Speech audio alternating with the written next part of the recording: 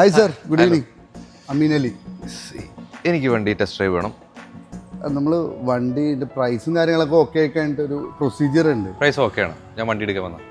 അല്ല, നമ്മൾ booking amount കൊടുത്തു കഴിഞ്ഞിട്ട് നമ്മൾ പൊതുവെ ടെസ്റ്റ് ഡ്രൈവ് കൊടുക്കാറുള്ളതാണ്. ടെസ്റ്റ് ഡ്രൈവ് ചെയ്യാനും പൈസയോ?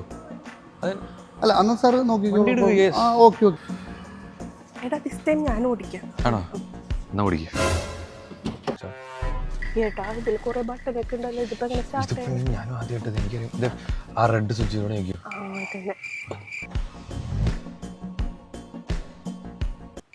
കുറേ നേരം അല്ല പോയിട്ട് One eternity later. വന്ന്. ഓ, നല്ല ഭക്ഷണം.